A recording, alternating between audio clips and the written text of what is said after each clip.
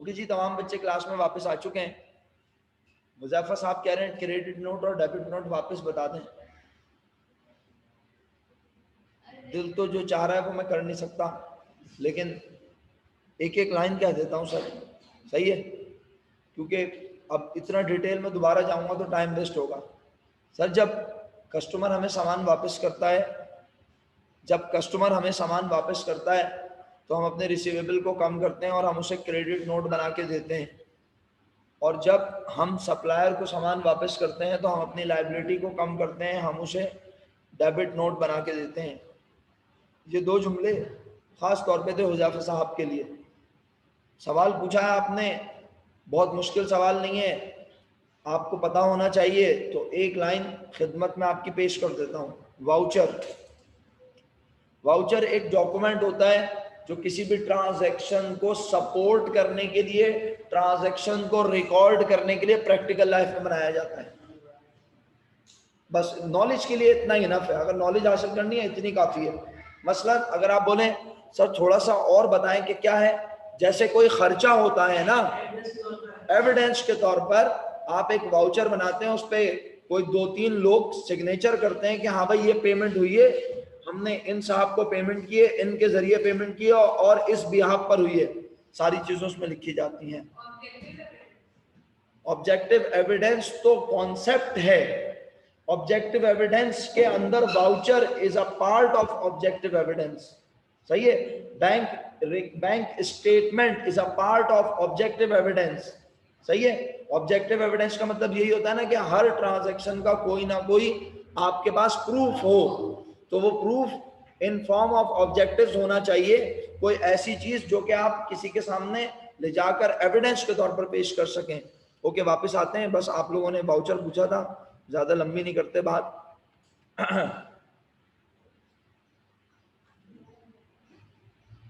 जनाबे अली,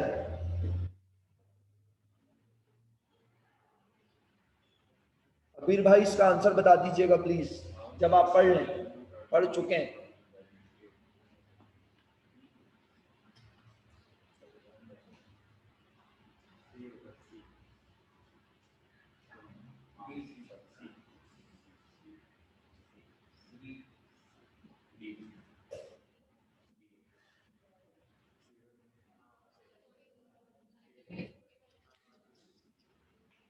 डिस्कशन क्यों होती है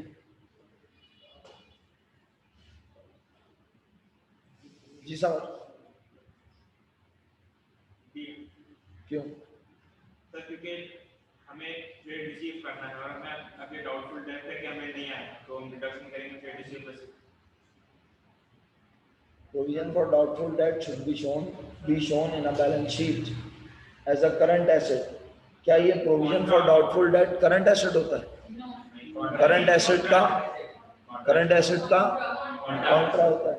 ऐसा करंट लायबिलिटी नहीं, ऐसा deduction from the trade payable नहीं, ऐसा डिडक्शन फ्रॉम द जी बच्चों इत्मीनान से पढ़ना।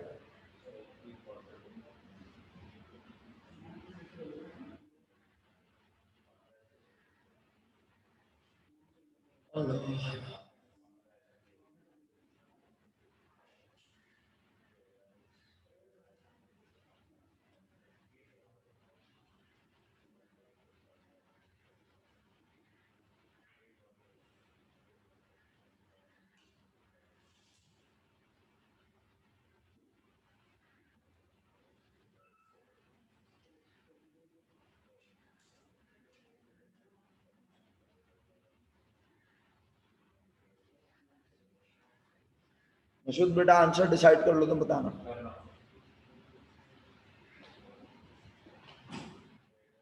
अच्छा आंसर मालूम कर लिया?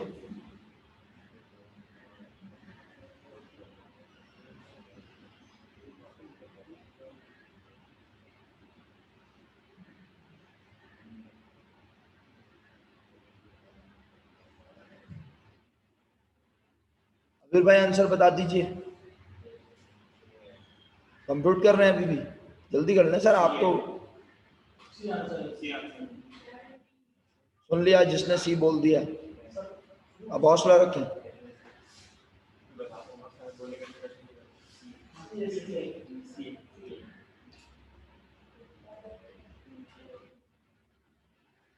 जुनेद भाई कोई आंसर मालूम कर सके अब तक? क्या कर रहे हैं? जल्दी कर लें सर जरा। हाँ ईमान आंसर निकाल लिया। लग क्यों रहा है भाई? कंफर्म अब होना चाहिए लाजमी, क्योंकि अगर इस तरह लगता रहेगा तो पेपर में कंफ्यूज हो जाओगी ना बेटा, और फिर पेपर में आपको बहुत टाइम मैनेज करके चलना है। अपने साथ लाजमी रिस्ट वॉच लेकर आइएगा, टाइमर आपके पास टाइमर होना चाहिए लाजमी, ताकि आपको पता हो कि आपके पास कितना टाइम बाकी है और टाइम मैनेज करके चलिएगा। 1.5 मिनट एक एमसीक्यू पर, इससे ज्यादा अगर लग रहा है तो बस समझ लें फिर खतरे की अलामत है वो। बहुत इतना टाइम मैनेज करके चलना है कि अगर आपको 2 मिनट पेपर लेट भी मिल रहा है ना तो वो भी आपके लिए नुकसानदेह, क्योंकि टोटल एमसीक्यू बेस्ड पेपर है। तो आमतौर पे आपको एमसीक्यू पेपर मिल जाता है, पेपर स्टार्ट होने से पहले मिल जाता है। आप पेपर को टर्न करके अपने पास रखते हैं, या फिर टीचर आपको जैसे ही बैल होती है फौरन दे देता है। बट उसमें से आपको एमसीक्यू जैसे ही आपको पेपर मिलेगा इमीडिएटली आप उसमें से सबसे आखिर में आंसर शीट होगी उसको डिटैच करेंगे और उस पर अपना नाम जल्दी से लिखेंगे फौरन, और उसके बाद बस फिर आपने एमसीक्यू पढ़ना है। तमाम आयात वगैरह तमाम दुआएं आप पहले ही पढ़ चुके होंगे। हाँ, पेपर सामने रख के फिर आपको दुआ नहीं पढ़नी, दुआएं सब हो चुकी होंगी, बस फिर आपने डायरेक्ट बिस्मिल्लाह पढ़ के पेपर शुरू करना है। और टाइम बहुत सर, तो डिटैच करेंगे ना, उसको अलग करके रख लेंगे ना, वरना आप पेपर पलटाएंगे बार बार, फिर आखिरी पेज पे जाएंगे पागलों की तरह। तो पेपर उसको डिटैच करें, अलग रखें और बस उस पर अपना नाम वाम लिख लें और अब आप एमसीक्यू पढ़ते जाएं। जैसे भी करते हैं, मुझे पता नहीं है ना आप लोग इससे पहले पेपर यहाँ का दे चुके हैं या नहीं दे चुके। जो लोग AKU भी दे चुके हैं उन्हें पता है, जिन्होंने नहीं दिया नहीं, पेपर यहाँ एमसीक्यू शीट आपको वापस जाते हुए दे दी जाएगी, आपको पेपर वापस दिया जाएगा एमसीक्यू एमसीक्यू शीट आपको।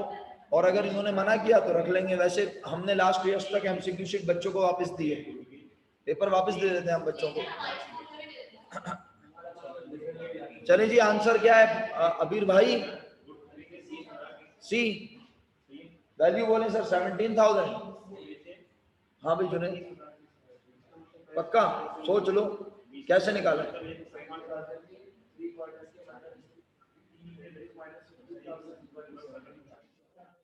20,000 का 3/4, चलो समझाओ समझाओ। 15,000 क्या बना पहले ये बताओ? एक्सपेंस बना, और उसे कितने में बेचा? तो 17,000 प्रॉफिट। बस शीशा नहीं समझ आया? अच्छा, अब इत्मीनान से पढ़ो क्या लिखा है। Trader buy goods for ₹20,000। Goods कितने की परचेज की मेरा बेटा? कह रहा है and then sells 3/4 of them. तो पहले उस गुड्स के कह रहा है कि आपने 3/4 बेच दिए। तो एक चीज के क्वार्टर होते कितने? क्वार्टर का मतलब होता है 4 में से एक हिस्सा, बट वो कह रहा है आउट ऑफ 4 3/4 आपने सेल कर दिए।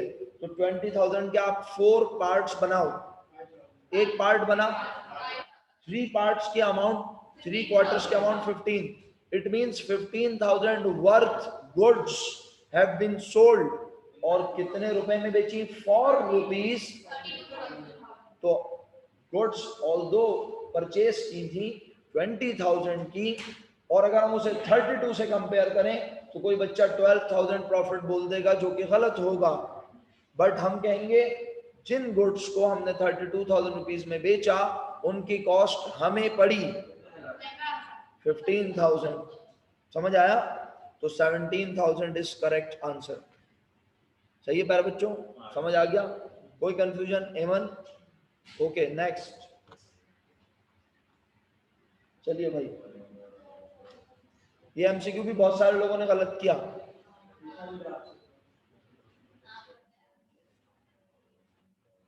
अल्लाह मालिक।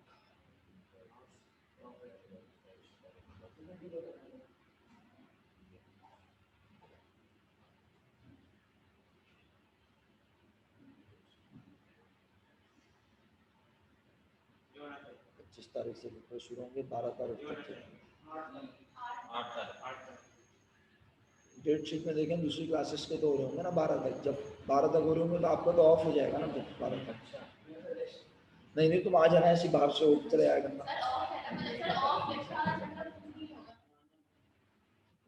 आखिरी पेपर कब तक हो रहा है? सब सारी क्लासेस सारी क्लासेस की बात कर रहा हूँ। सारे 12 तक हो रहे हैं ना, इसका मतलब 12 तक आप सिर्फ पेपर के लिए, अब आपके 8 को पेपर खत्म हो जाएंगे तो आप 12 के बाद आएंगे। क्यों 13 14 क्या है?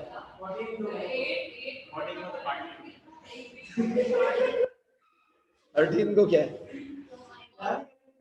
वेरी गुड, 13 को तैयारी करेंगे, लाल कलर के कपड़े सिलवाओगे।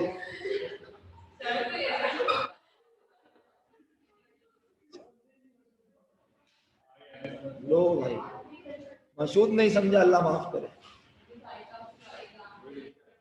चले बहरहाल, सब होता था, एक ट्रिप होता था और एक पिकनिक होती थी, टैलेंशिया होता था, कुछ भी नहीं हो सका। क्या करें?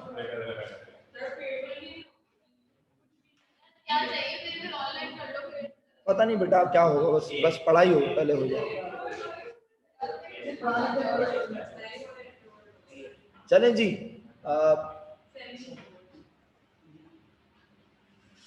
एक तो इतने कम लोग हैं, पूछ पूछ के थक जाता हूँ मैं। एक बताओ, कंफ्यूजन है? अच्छा चलो, कंफ्यूजन दूर करते हैं, मिलजुल के हैं। बताओ मैं कि इस टाइम में क्या कह रहा है वो किस चीज की बात कर रहा है? ग्रॉस प्रॉफिट के ऊपर इफेक्ट क्या चीज करेगी, यही है। तो पहला वाला जरा ऑप्शन एनालाइज करते हैं, क्या लिखा है? कुछ एमसीक्यू ऐसे होते हैं ना मेरा बेटा कि उसमें एक एक ऑप्शन को पढ़कर उसका इफेक्ट सोचना होता है, और कुछ एमसीक्यू ऐसे होते हैं कि हम स्टैम्प पढ़ते हैं और वहीं हमारे दिमाग में जवाब आता है।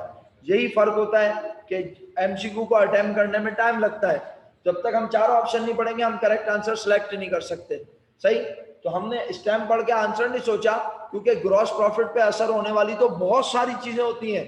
तो हमने कहा भाई पढ़ते हैं क्या क्या गिवन है। The first one is carriage outward. Carriage outward होता क्या है?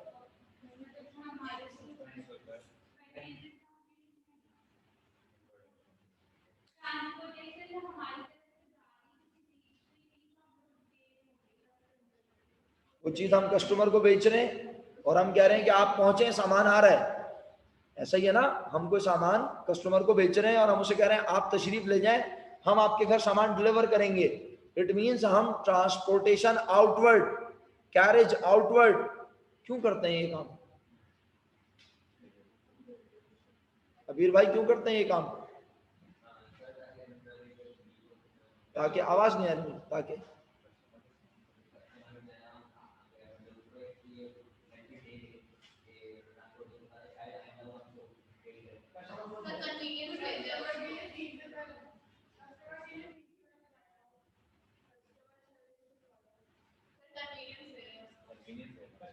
क्या फायदा होगा ये सब खुशियां देने का?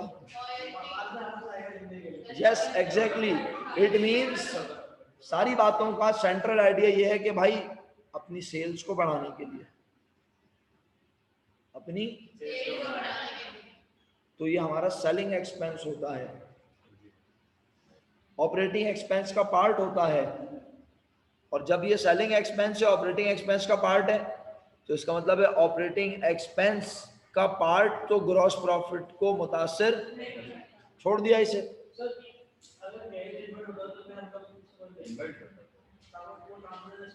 इनवर्ड होता तो वो part of cost of goods sold होता है, और जब cost of goods sold disturb होगी तो ग्रॉस प्रॉफिट लाजमी। Next one is discount allowed.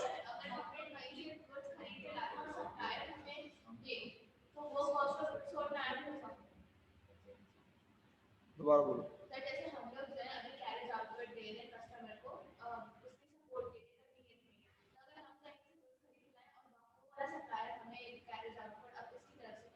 तो फिर हमारा कैरेज इनवर्ड का खर्चा ही नहीं हुआ, क्योंकि फ्री में आई है ना हमारे पास।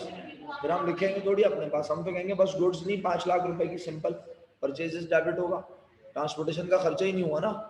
जब खर्चा नहीं हुआ तो रिकॉर्ड कैसा? ओके, तो प्यारे भाई मसूद, अगला नाम हाँ,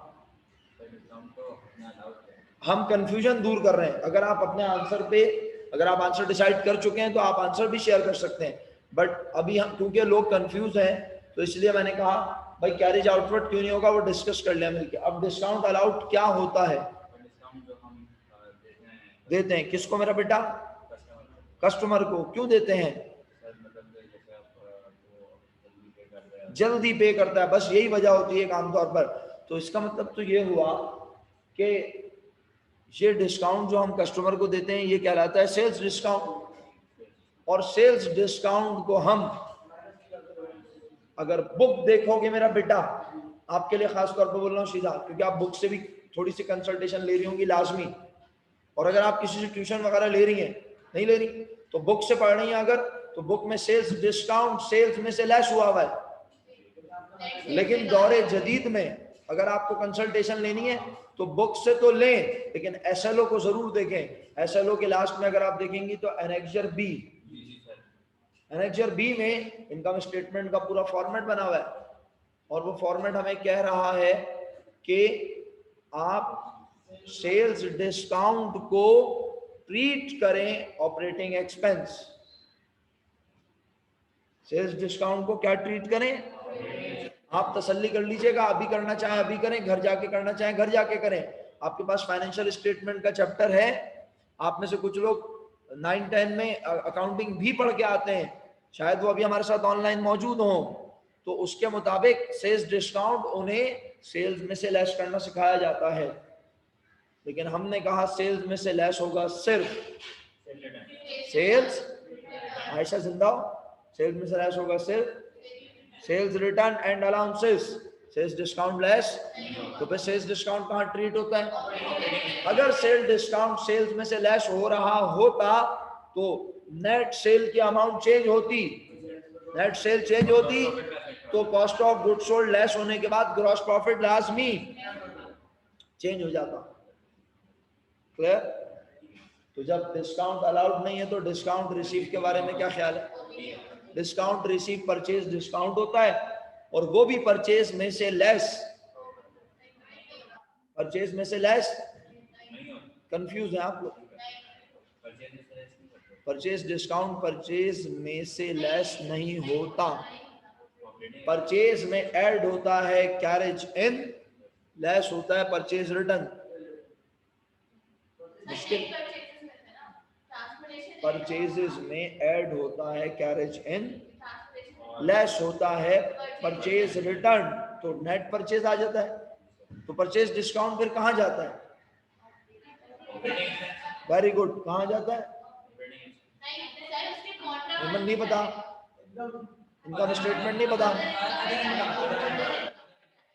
अदर इनकम में जाता है। Thank you so much, online वालों का मैं शुक्रगुजार हूं कि वो किसी न किसी तरह हमारा साथ देते रहते हैं। अपनी अटेंडेंस मार्क कर दीजिएगा प्लीज। हाँ मेरा बेटा, सबको कंफर्म है ये बात कि परचेज डिस्काउंट जो है वो हमारी परचेज का पार्ट नहीं है, अब हम उसे अपनी अदर इनकम ट्रीट करते हैं। तो इसका मतलब है अगर वो परचेज के साथ ट्रीट होता तो purchase is part of cost of, और जब cost of goods sold change होती तो लास्ट में ग्रॉस प्रॉफिट। तो इसका मतलब है ये तीनों ऑप्शन नहीं है।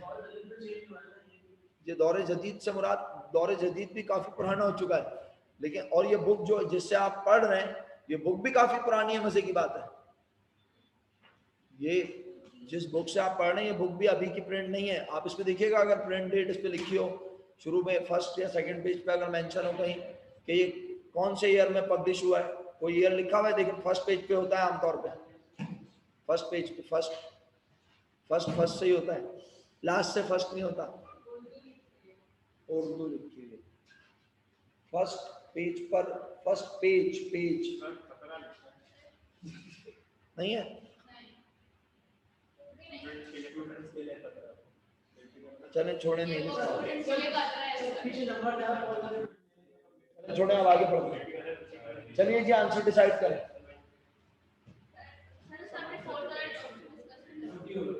ऑप्शन 4 डिस्कस करने की जरूरत ही नहीं है, क्योंकि 4 तो आंसर है, और आप डिस्कस करना चाहते हैं जरूर कर लेंगे।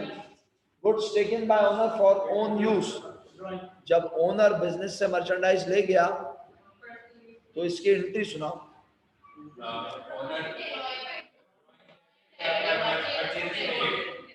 Drawing debit, purchases credit, last point की एंट्री बोल रहे हैं आप। ड्रॉइंग डेबिट, तो ड्रॉइंग डेबिट, परचेजेस क्रेडिट, इसका मतलब है परचेजेस को हम कम कर रहे हैं।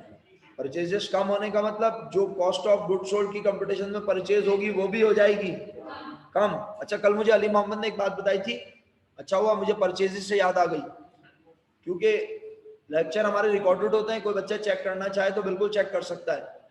मैंने एक चीज गलत बताई और किसी ने पकड़ी नहीं, और अली मोहम्मद ने गलत बात सुन के खामोश बैठे रहे, उन्होंने बोला यार छोड़ो, सर को नहीं बोलो, बुरी बात होती है।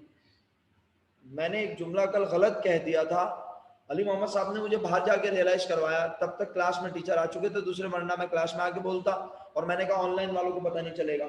मैंने कल बोला, अली मोहम्मद मुझे करेक्ट कर दीजिएगा अगर मैं दोबारा गलत बोलूं, परचेस अगर हमने लिखी कम, यही बोला था कम या ज्यादा, पहले ये बता दो, क्योंकि मुझे याद नहीं है कल हमने किस कॉन्टेक्स्ट में बात की थी।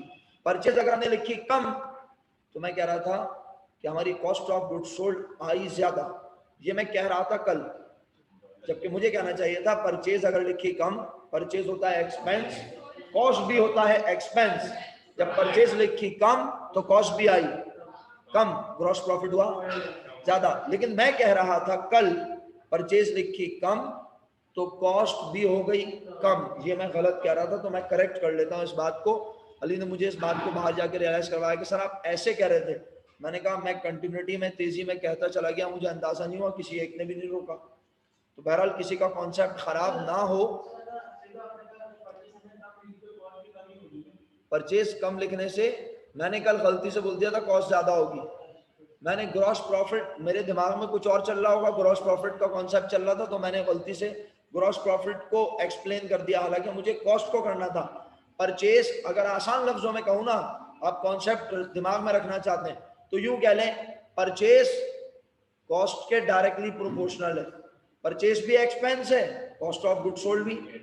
परचेज ज्यादा लिखोगे कॉस्ट ऑफ गुड सोल्ड भी, परचेज कम लिखोगे कॉस्ट ऑफ गुड सोल्ड भी, लेकिन परचेज ग्रॉस प्रॉफिट के इनवर्सली प्रोपोर्शनल है। परचेज ज्यादा लिखने से प्रॉफिट कम होएगा, परचेज ज्यादा लिखोगे तो कॉस्ट भी ज्यादा होगी, कॉस्ट ज्यादा होगी तो प्रॉफिट कम होगा, और अगर परचेज कम लिखोगे, परचेज कम लिखोगे तो कॉस्ट भी कम होगी, प्रॉफिट ज्यादा होगा। तो कल हम इसको बड़ी माजरत के साथ कुछ गलत बोल गए थे जल्दबाजी में, तो अच्छा हुआ, शुक्र है ऐसे अच्छे पढ़ने वाले, और इसको तमीज ही कहूंगा मैं, क्यों चाहते तो वो क्लास में भी इंटरप्ट, लेकिन मैं आपको फिर बता दूं सबको कि बेटा अगर कभी कोई बात पढ़ाई के दौरान ऐसा लगे कि मैं गलत कह रहा हूं तो आप बिल्कुल क्लास में मुझे बोल सकते हैं भाई, मैं आपको डांटूंगा नहीं कभी भी, इंशाल्लाह आपकी बात तहम्मुल से सुनूंगा। तो ये इसलिए भी बोल रहा हूं कि देखें भाई, अल्हम्दुलिल्लाह मैं तो अपने आप को इंसान समझता हूं, और इंसान समझता हूं, अल्हम्दुलिल्लाह मैं अपने आप को तो इंसान समझता हूं, तो जब इंसान है तो इंसान से गलती होती है, और जब हम यहाँ पढ़ा रहे होते हैं तो फिर इसको फोकस करना, आपको फोकस करना, बहुत सारी चीजें होती हैं जब गलती हो। हाँ, आप तो फरिश्ते हैं ना, फरिश्ते, बच्चे हैं ना, छोटे छोटे बच्चे तो फरिश्ते होते हैं, अगर बच्चे ही हों। चलें आगे चलते हैं, इसीलिए तो बोल रहा था मैं, जिसको शक है वो, चलो इसका जवाब डिसाइड करो, शाबाश।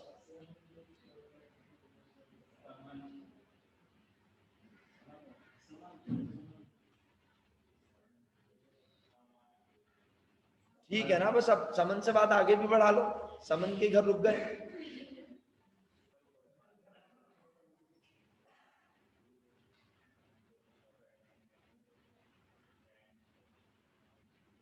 बच्चों इसका जवाब लिख के भेजेंगे मुझे, ऑनलाइन वाले हैं।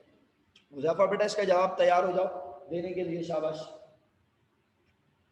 मुजफ्फर भाई इसका जवाब देना है आपने लाजमी, अफसा जवाब देना है लाजमी, आयान जवाब देना है लाजमी। मेरा बेटा इसका आंसर लिख के भेजना है आपने, मुजफ्फर। मैं वेट कर रहा हूं, जल्दी से पढ़ लो और जवाब लिख के भेजो।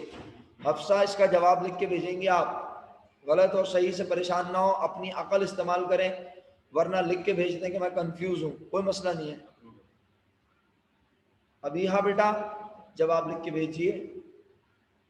महानूर खान, महानूर खान भी जवाब लिख के भेजेंगी, नूरुलैन भी जवाब लिख के भेजेंगी इंशाल्लाह, दोनों लिख के भेजेंगी ताकि मुझे याद रहे कि महानूर कौन सी है और नूरुलैन कौन सी है। दोनों जवाब भेजेंगे लिख के इंशाल्लाह। हाँ बिल्कुल, अगर आपको कोई लग रहा है तो आप वो भी बता सकते हैं कि सर मुझे लगता है ये होगा answer. Thank you Aqsa, thank you Ali भाई, and thank you all. Huzaifa still waiting for your answer. हाँ प्रूफ करो तलाल कैसे, हाँ तो ऐसी बात, तभी तो फायदा होगा ना। डी कह रहे हैं आपके दोस्त, मतलब क्लासमेट, सॉरी मुनासिब लफ्ज नहीं होता दोस्त। हाँ जी, हाँ अब उसको प्रूफ करें कैसे।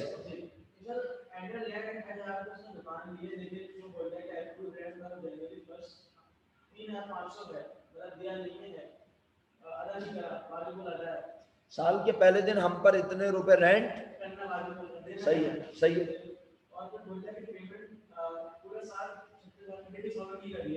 सही है।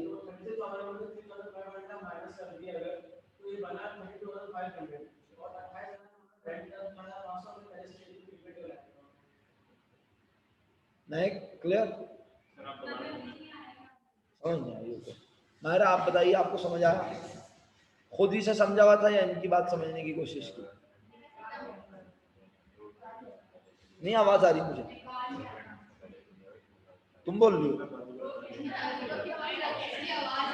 हाँ वही तो बोल रहा हूँ मैं, तुम बोल रही हो, वो एकदम वो बोली। हाँ निकाल लिया था आंसर, तो बताओ ना, जोर से क्यों नहीं बोल रही? अबे यार तो मैं कैसे सुनूंगा, मुझे भी तो बताओ ना, तो तेरी हल्के बोलो ना, करो बात, मना थोड़ी कर रहा हूँ।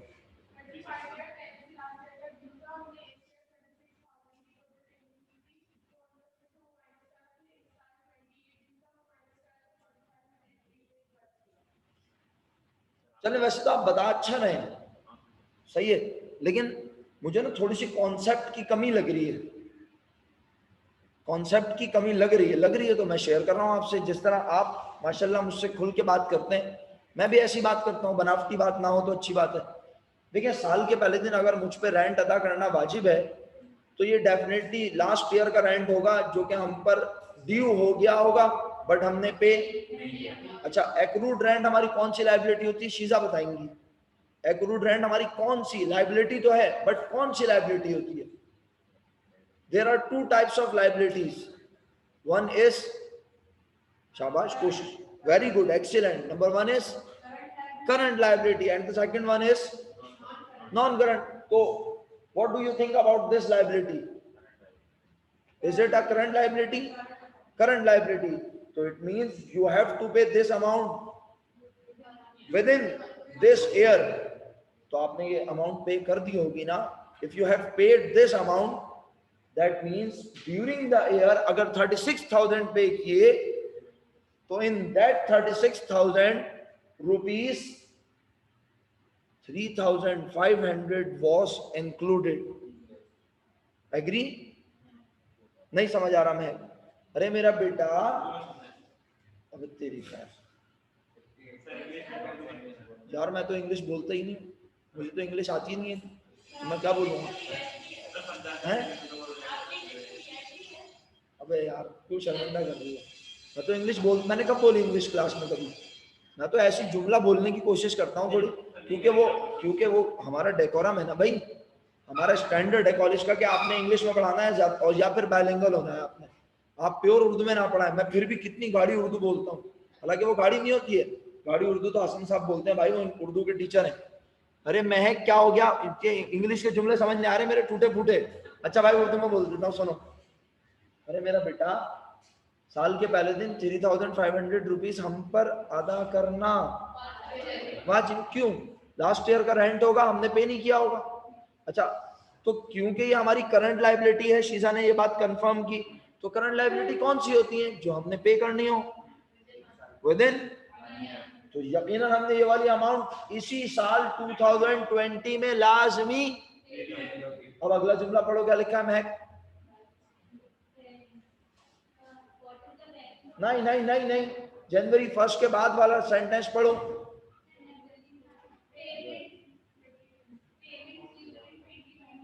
इसका मतलब है 2020 में तुमने 36,000 रुपीज पे किए, तो ये 36,000 रुपीज में लाइबिलिटी की अमाउंट पे की होगी या नहीं? या बोलोगी नहीं नहीं वो नहीं पे किया होगा, बोला होगा वो तुम अभी आराम से देंगे इंशाल्लाह 2-4 साल के बाद। तो कितने पे किए होंगे पिछले? आउटस्टैंडिंग 3500 रुपीज पे कर दिए। यार वाकई इंग्लिश में समझ में नहीं आता, खुदा ना खास्ता। मतलब मैं इंप्रूव करूं तो थोड़ी बहुत यार इंग्लिश, मजाक कर रहा था। अच्छा फिर सही है यार, तू तो डरा दिया है। 36,000 रुपीज में से 3,500 रुपीज लाजमी आउटस्टैंडिंग बैलेंस था, ठीक है मेरा बेटा। अच्छा तो अच्छा, और पर ईयर रेंट कितने रुपए होता है? तो हमें अगर हमने 36 में आउटस्टैंडिंग रेंट दिया 3,500, तो 3,500 को कर दो लेस, तो फिर हमने total rent in lieu of this year कितना पे किया? इस ईयर में, इस ईयर का नहीं, इस ईयर में। अबे खुदा का वास्ता यार, कहां मैं उर्दू इंग्लिश मिला रहा हूं, तुम लोग मुझे उर्दू इंग्लिश में परेशान कर रहे हो। अबे यार मैंने टोटल 36,000 पे किया, उसमें लास्ट ईयर का कितना था? लानत भेजो, हटा दो उसे, हटा दिया, कितना बचा? यार इस 32,500 को पे इसी साल में किया है, लेकिन इसमें से इस साल का एक्सपेंस कितना है? क्यों? क्योंकि एनुअल रेंट 28,000 है। तो यार 32,500 पे किए तुमने इस साल, और उसमें तुम्हारा इस साल का एक्सपेंस है कितना? तो तुमने एक्स्ट्रा पे कर दिए या कम पे किए? कितने? दैट मीन्स वो 4,500 जो तुमने एक्स्ट्रा पे किए हैं वो तुम्हें फायदा पहुंचाएंगे अब तक, तो वो तुम्हारा क्या कहलाएंगे? वो ये बात।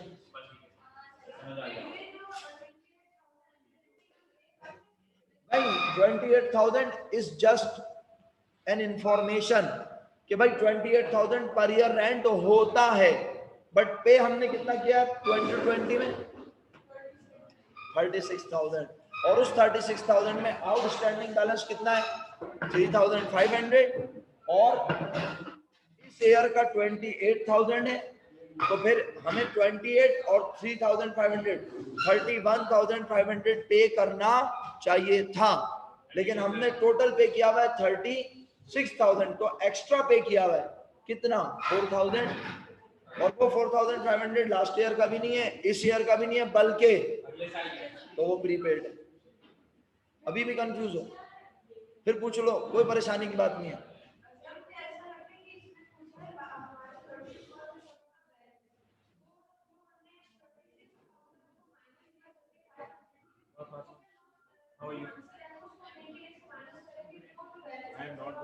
देखो रेंट अकाउंट का बैलेंस वो पूछ रहा है ना, वो रेंट पेबल का पूछ रहा है ना, वो रेंट रिसीवेबल का पूछ रहा है ना, वो रेंट एक्सपेंस का।